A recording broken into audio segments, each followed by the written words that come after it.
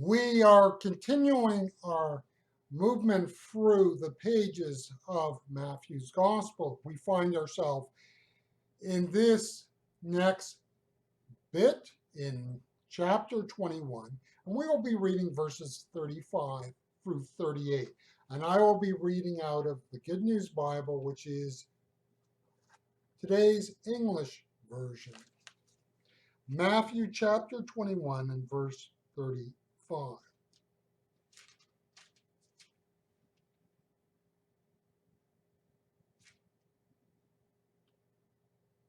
The tenants grabbed his slaves, beat one, killed another, and stoned another.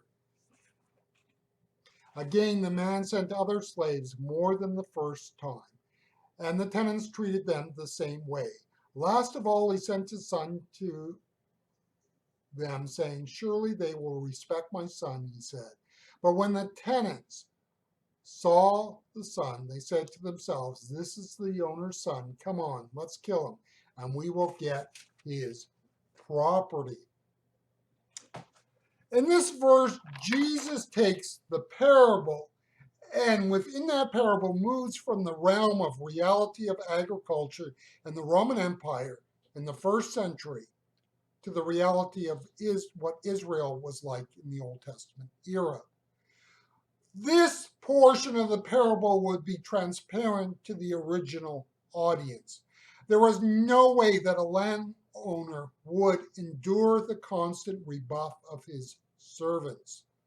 There is no way that the actions of the overseers would at all be tolerated.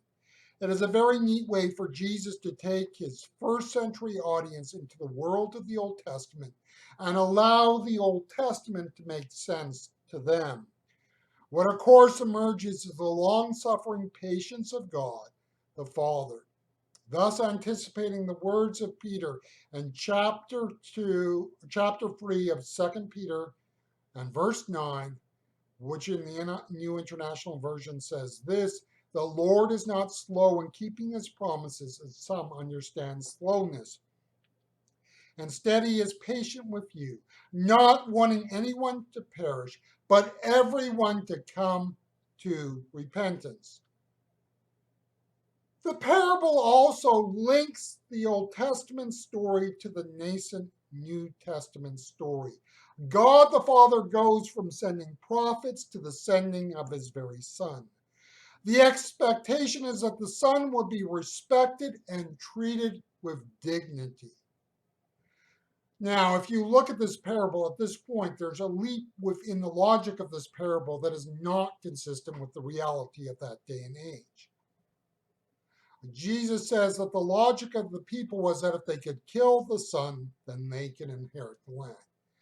Parables often do this. They take the common, the ordinary, and the usual and put in something in it which it gives it a twist and to move the story forward, which the original audience, will go, "What?"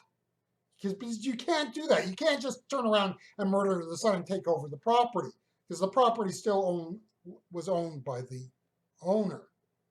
The parable at this point would probably raise questions with the audience in the way that it lurched to this point. It was awkward and jarring. This is probably why Jesus did it this way, to grab the people's attention.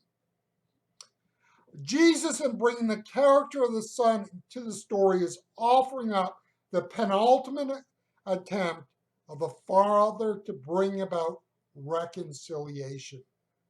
Now, realize reconciliation is not an economic term. The parable is a reflection of first century economics being used to explain religious truth. And you can see where there's going to be a bit of a problem.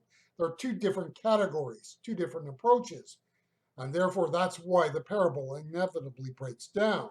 So the coming of the Son is to be about an attempt of the Father to be reconciled to a wayward people. Jesus in this is linking his present ministry to the past work of the prophets of the Old Testament. Jesus in this way is acknowledging that his coming will bring his death. Jesus was not unrealistic about his prospects. He understood the recalcitrance of the people that he was dealing with. Jesus was no starry eyed, naive little boy from the countryside that thought everybody would love him. No, Jesus understood what he was in for. When you read this parable, you cannot help but think how negative Jesus is being here. He is not being upbeat and positive. Where's that smile, let's all be happy sort of approach, which we often kind of want to spin of Jesus, that Jesus came in and Jesus was happy, Jesus did that, and we are all happy, and all was good because we were one big happy, loving family. Jesus had an ability to really stir the pot. Jesus was being morose and hypocritical, hypercritical, I should say, not hypocritical, hypercritical. Try and put what Jesus is saying in this parable in a modern North American evangelical church setting. It cannot be done. We have put the emphasis on the need of the presentation of the gospel to be positive. The fact is, if Jesus could be that brutally honest of the religious scene in his day, what will we say of our day and age? And often our presentation of Jesus probably has more to do with our vision of Santa Claus than the holy God that we serve. Too much of our presentation of the faith has been shaped by what we perceive what people want to hear.